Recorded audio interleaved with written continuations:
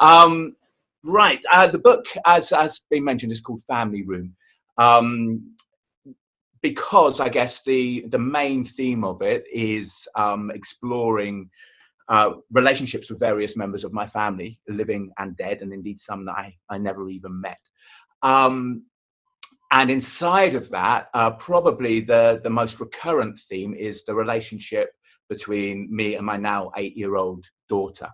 And the first poem is about her and is about that.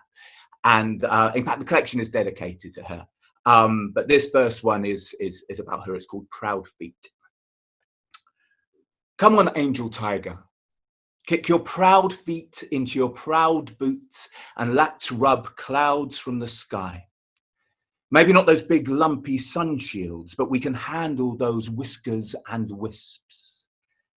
We will giggle like we are tickled as they disappear under our thumb whirls, one eye closed each and mouths twisted in concentration as we return our chosen square of sky to blue.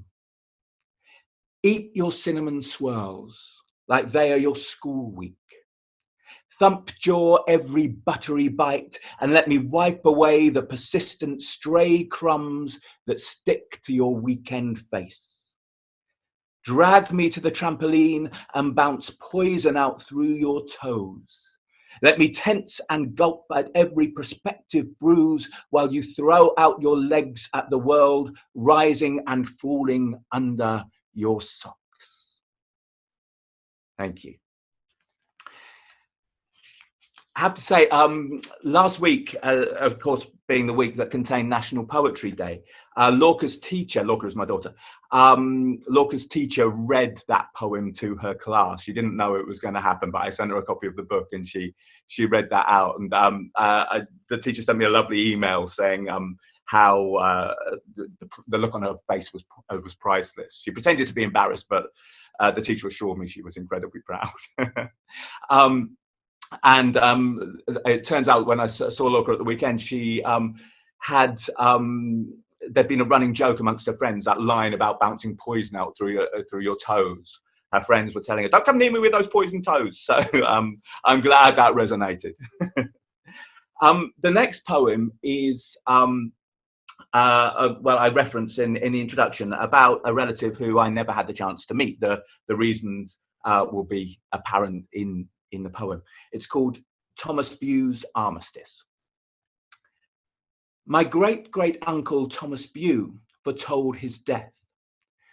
In a poem sent home to mother, he wrote of the mounds of clay that served as graves across the fields of Flanders, of angelic voices that rose from the earth and carried loving words to mothers lost in deep grey pockets of grief.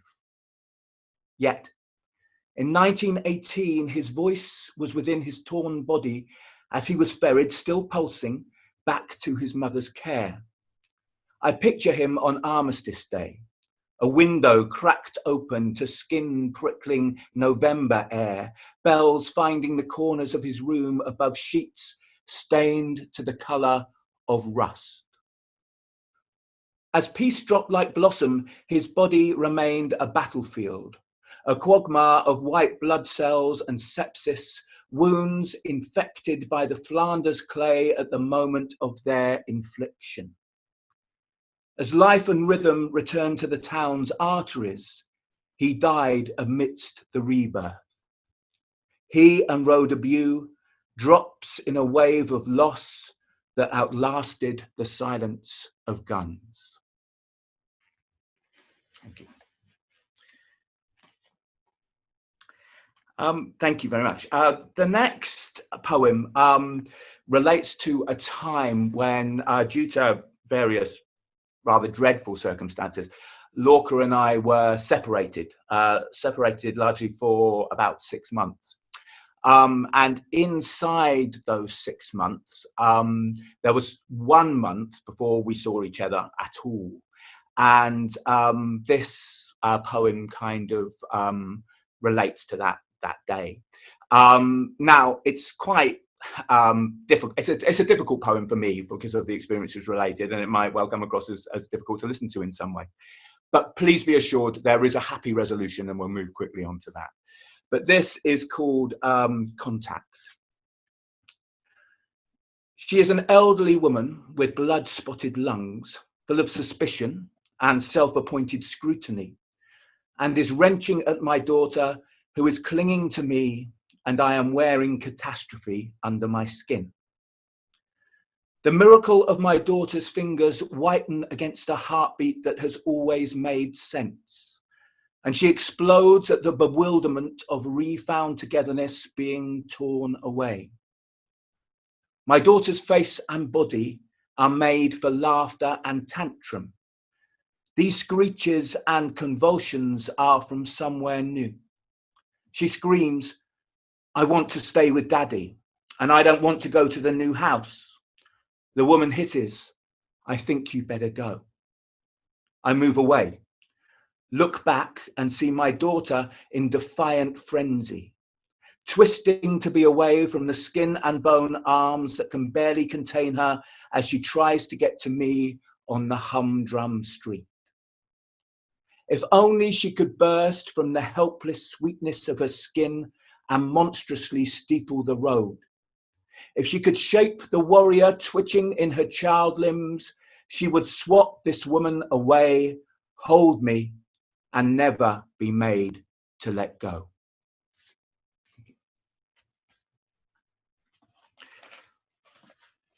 Well, I promised you a happy resolution, and the next two poems are the last two before you hear from someone else. Quite enough of my voice are about that happy resolution.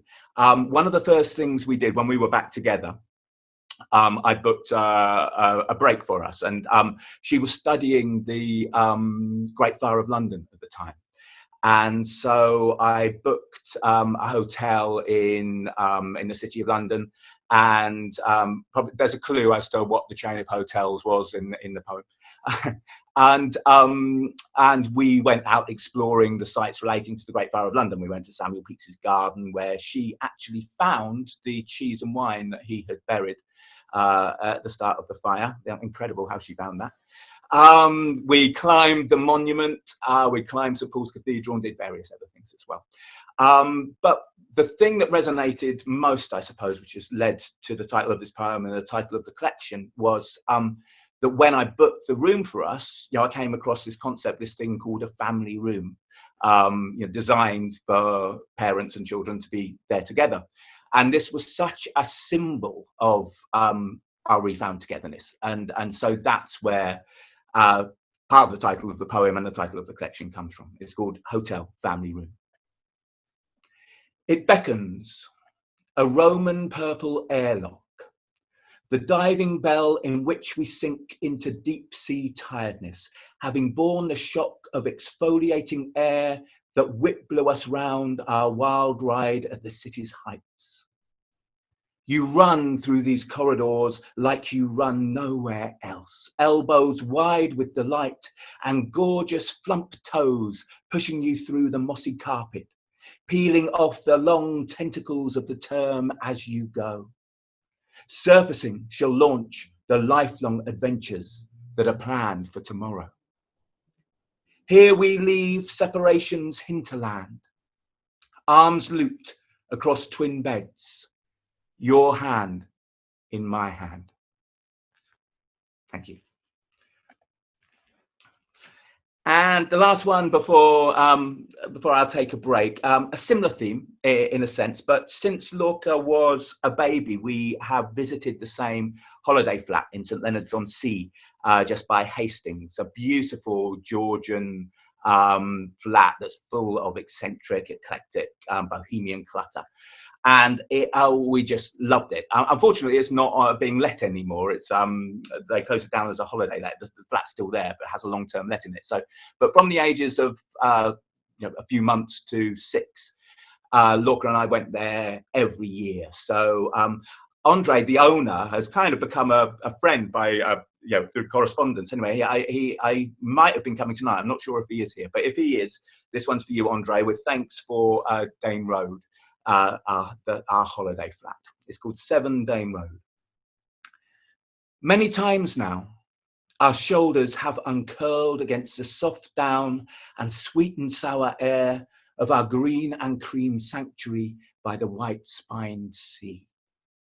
From its cracked stone steps we spill like twin puddles and splash each other down gull-echoing slopes, where we salt-crust our lashes and cascade towards the shore.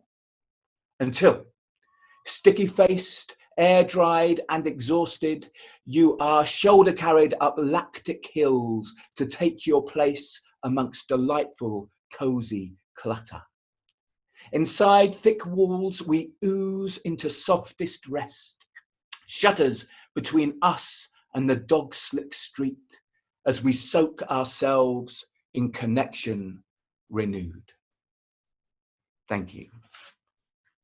I did that what I really wanted to be was a boxer. Can't really explain why. Well, I guess this poem is an attempt to explain why. I had one bout, and that was the end of my boxing career, but I can go to the grave saying I am a poet boxer. And this poem is called Boxer, in inverted commas. I think the inverted commas for the boxer are very significant. For months, I had striven for a bodily articulacy that was just beyond me.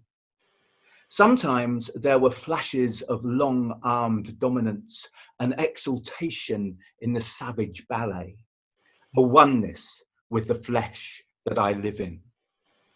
I sought an acceptance amongst these men with swarfiga hands, faith in their reserves of meanness and loose-limbed grace. I stood amongst the faces and voices of my childhood and aspired to the liberating emptiness of violence. In a training room full of vapor, sweat, and muscle, on a playground soft floor, I battled the impossibility of forming a left hook whilst protecting my nose and my ego. I once found the mechanics of unfurling a big right hand that rhapsodized against my sparring partner's chin. It sent his face to 10-4. I roared inside as my shoulders rolled, feigning nonchalance at my powerful ease, my success disguising lolloping feet and head and body without twitch or flex. As the real fight approached, I looked and felt enough like a fighter to invite those who had threatened to glimpse me in that way. Under fierce lights and amongst diffusions of cheap lager, in the galleon creak of the ring, the charge of his gloved fist pulsed against my face. His cornermen howled. I treacle-stepped my way through 3 rounds of forest fire until my opponent's hand was raised and we sat silently together in the medical room. Afterwards, and alone, all energy had been expended. I lay scallop soft against scratchy, fibrous carpet, unable to move. I wanted to hide, but I needed my friends to tell me that my fraud had not been completely revealed. Thank you. Thank you. This next poem, right, so there's a conversation I had with some of my students the other day, actually. They were reflecting on the fact, I quite frequently tell them stories of the latest cheeky thing that Lorca has done. And I myself, I think, have quite a well-deserved reputation for kind of impish, iconoclastic humour, boundary-pushing humour. And Lorca is the same. And the question that my students were asking me was, well, where do, Lorca clearly gets it from me, where do I get it from? And the answer I gave is my mum's quite like that too. And, the die was cast really. And this poem kind of maybe gives a hint of that. It relates to a real life incident where she decided to go to the Reading Pride celebration a few years ago and asked me if I wanted to come along as well. So I went to join her, and this is what happened. It's called Pride. She finds me as I arrive to join her in a field of celebration and noise. Her colour drains. I ask, "Are you all right?" My mother doesn't answer. So I ask again. Nothing. Puzzled, with panic rising, I ask once again, and then I catch the dead weight of her frame. Not a crashing tumble, but a staggered crumble, a fold that I shepherd to the parched and cracked brown ground. A drag queen with curling nightclub lashes abandons damish frivolity to be the first at our side. She looms over us in her huge heels and then dashes to a water station and returns holding bottles delivered with urgency and kindness, concern visible through her poor, deep makeup.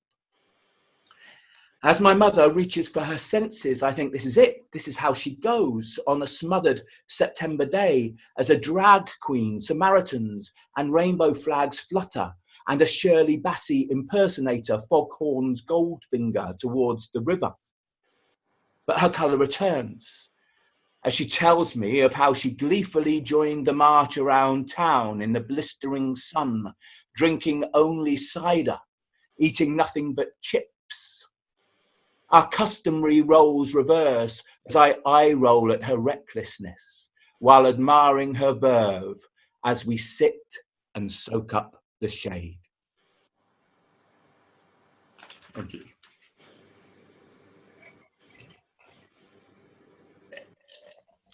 This next poem actually is moving away from the family theme a little bit, but it does refer to a real life set of events in my own childhood at primary school. It's called Marble. I was outside of the junior school hegemony, skirting the fringes of the pale grey concrete ground. I spotted someone even further from the whirling centre. A familiar figure to me, awkward in shorts, with no fixed point to grab in this swirl. We shared an infant class, and I recalled the Germanic mother, the demanding younger sister, and the party with icing-crusted cake. His face seemed overgrown for his 8 years, and his intellect too vast for the drab confines of this place. He had been whisked from my class, his progress accelerated by a year in an attempt to find a point from which he could project the spectrum of his mind. Now here he was, and he glowed at the prospect of company. He had a small marble in his hand, glass with a twirling turquoise streak inside, playground currency of the lowest value, but currency nonetheless. We set about the school's version of the game, which utilised a manhole cover, the dips underneath the handles forming the curve of a target, like the pocket of a pool table. A tanned and scabbed playground veteran was our first spectator. "Where's the other marble?" he asked. A school decorum, of which I was ignorant and had not complied, demanded that each player staked a similar prize, and that winner took all. Our inexpert thumb thwacks saw the single marble clank randomly against the raised ridges of metal. I somehow found the balance of force and delicacy required to twang it home and claim victory. I scooped and pocketed my reward and rejoined the lunchtime throng without a backward glance. Thank you.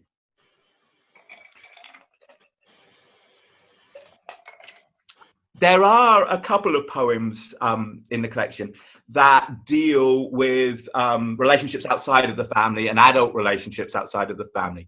And this is one of them. This is called She Told Me. She told me once that each time she heard "Here Comes the Sun," she thought of a praying mantis, due to a picture on a classroom wall and a teacher with a record player.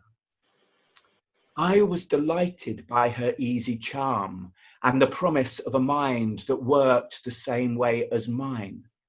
As she strummed her guitar and laughed, I never questioned what happened to the fathers of her sons.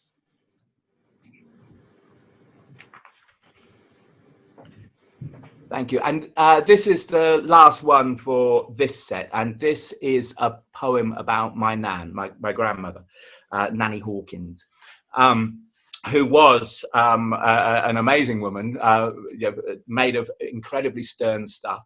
And like so many, succumbed to dementia at the end of her life. This poem actually won the Alzheimer's Society Poetry Prize last year. It's called Rice Paper. When I was about 7, my mum and I discovered the novelty of biting through rice paper and letting it snowflake on our tongues. It was our exotic secret, pasted fish skin thin onto a pulpy, seed-ridged fruit bar. My nan joined us once, and we formed a street coven to sample these strange, freshly bought treats. Mum and I mischievously withheld our knowledge of the miraculous edible wrapper, and Nan's wise, steel-sprung fingers padded ineffectively at the vacuum-shrunk white cover, her face peering at their failure.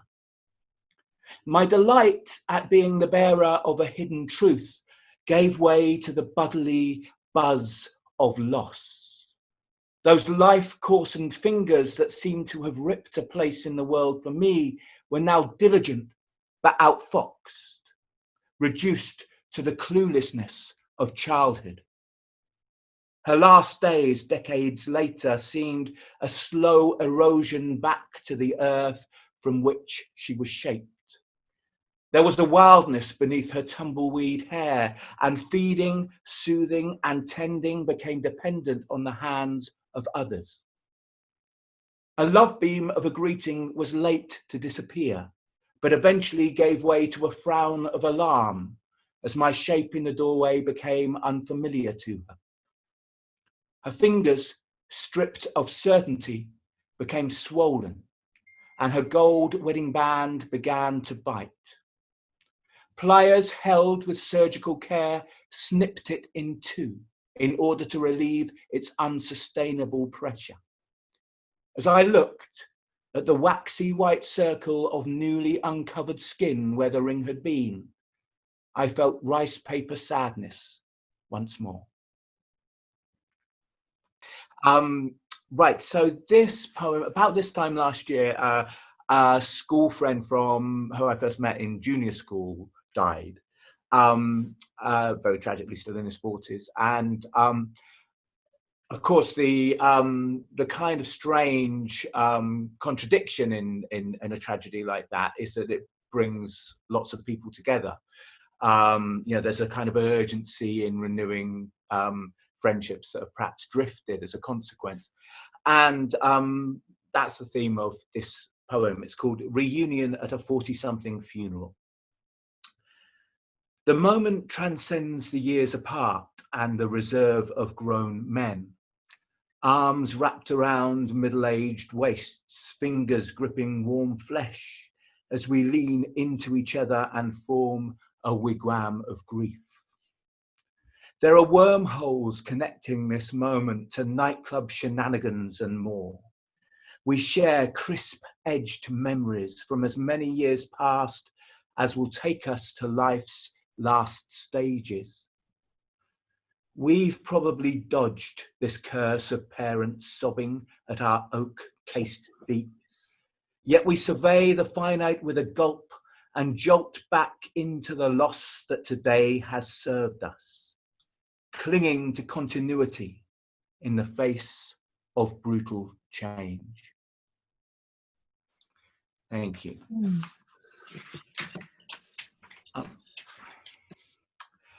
Next up, another poem about an adult relationship, a different adult relationship from the one in She Told Me. This one is called Kissing Achilles. Stretching across ribs in block black is Achilles, spear pointing down towards an exposed throat.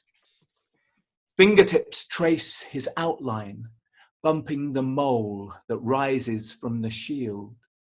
Lips gently exhale, ruffling the fine hairs of the skin that carries his image. Tiny is The lips land, and then her face lifts, scanning the journey taken by her fingers.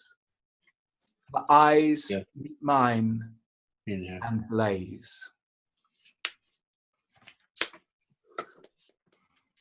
Thank you. Two more. This next one, just returning penultimately to Lorca and I. Huh? This poem is called Mortality Salience, or Mortality Salience. I said at the Poetry Jam the other night, it's still true tonight. I'm not quite sure how to pronounce the title of my own poem. I think it's Mortality Salience. But whichever it is, it's a psychoanalytic phrase. And it's the description of the moment when a child realizes mortality, their own and other people's. So that's what it's about, Mortality Salience. Today, for the first time, she wants to discuss death, telling me she has said to God that she doesn't want to die and asking me if it will hurt. I run through the usual tropes about deep old age and slipping away to benevolent final sleep. Afterwards, as I watch her rosy fingers spread across piano keys, her feet dangling above the pedals, her back set in the perfect posture of childhood, I am assaulted by the fact that one day she will die and I will not be there to share it with her, unless... So I am forced into hoping that the memory of this milk-toothed, dance-eyed smile will be gone long before she goes. She swings round from her self-discovered arpeggios and catches the creases of projected grief upon my face. Within minutes, we tumble soft and reckless through the full range of our games, and the shadow of our fragility is sun-bleached and is gone.